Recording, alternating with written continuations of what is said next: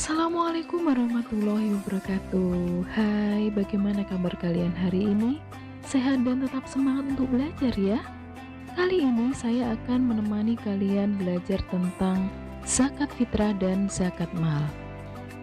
Islam mengajarkan kita untuk rajin bekerja dan mencari nafkah. Namun kita diajarkan pula agar tidak terbelenggu dengan harta dan kehidupan dunia yang sementara ini, dengan cara berbagi kepada sesama. Salah satunya melalui zakat, baik zakat fitrah maupun zakat mal. Di dalam Al-Quran surat At-Taubah ayat 103 disebutkan bahwa kita diperintahkan untuk menunaikan zakat dalam rangka menyucikan harta yang dimiliki. Zakat akan menjadikan harta yang dimiliki menjadi bersih dan suci. Oleh karena itu, penting untuk menunaikan zakat dengan penuh kesadaran dan keikhlasan. Zakat fitrah. Secara bahasa, zakat fitrah adalah zakat kesucian. Menurut istilah, zakat fitrah adalah zakat yang wajib dikeluarkan setiap orang mukmin di bulan Ramadan. Oleh karena itu, zakat fitrah hanya dilakukan sejak awal bulan Ramadan sampai menjelang salat Idul Fitri. Zakat fitrah disyariatkan Allah kepada umat Islam pada bulan Sya'ban tahun kedua Hijriah. Hukum zakat fitrah adalah wajib bagi semua umat Islam, besar, kecil, laki-laki, dan perempuan. Bahan yang dipakai untuk berzakat fitrah adalah bahan makanan pokok yang mempunyai sifat mengenyangkan, banyak ditanam orang, dan tahan lama.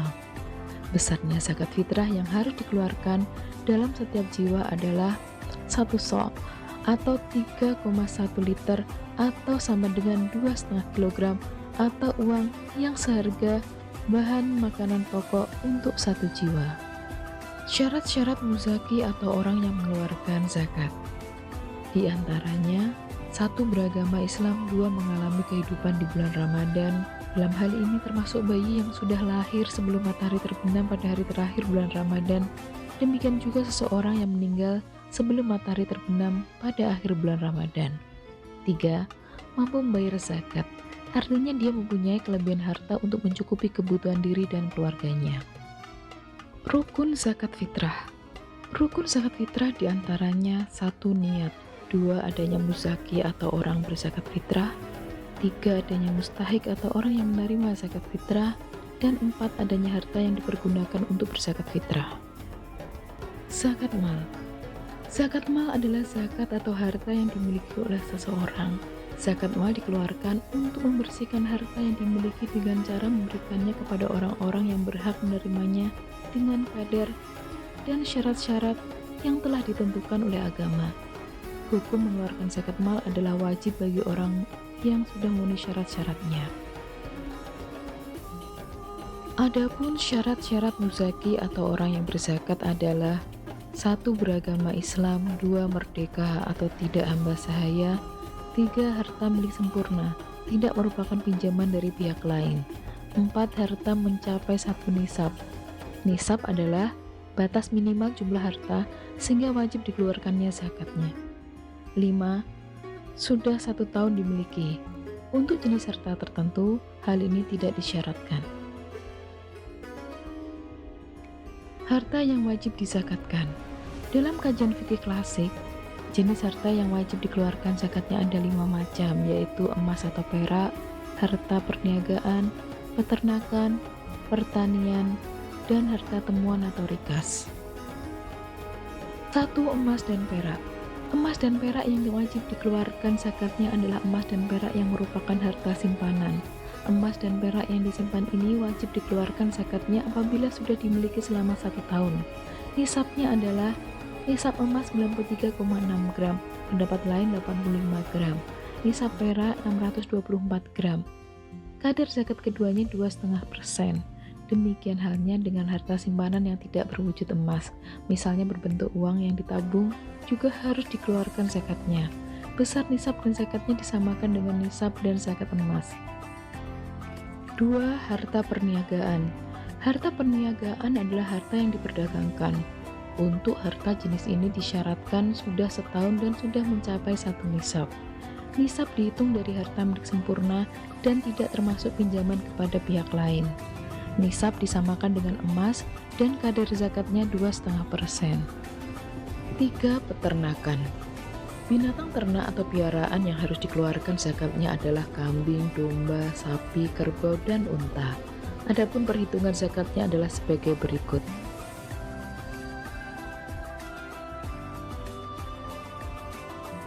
Untuk peternakan seperti unggas dan budidaya perikanan, perhitungan zakatnya disamakan dengan harta perniagaan. Nisabnya senilai dengan harta emas dan kadar zakatnya sama dengan emas.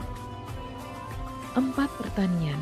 Yang dimaksud dengan hasil pertanian dalam pembahasan fikih klasik adalah khususnya memproduksi makanan pokok seperti beras, jagung, gandum, sagu, dan lain-lain. Zakat untuk jenis harta ini diberikan setiap panen, jadi tidak harus menunggu 1 tahun. Ketentuannya adalah nisab 750 kg atau 5 wasak. Kadar zakat 10% apabila tidak ada tambahan biaya untuk pengairan, 5% apabila ada biaya untuk pengairan. Adapun hasil pertanian atau perkebunan yang bukan makanan pokok seperti tembakau, teh, karet, buah-buahan, dan lain-lain, perhitungannya disamakan dengan harta perniagaan. Nisabnya senilai dengan harga emas dan kadar zakatnya sama dengan emas. 5. Harta temuan atau rikas. Harta rikas adalah harta terpendam yang ditemukan. Harta itu sudah tidak bertuan lagi. Kalau seseorang menemukannya, harta itu menjadi haknya, namun harus dikeluarkan zakatnya, yaitu sebesar 20%. Zakat profesi.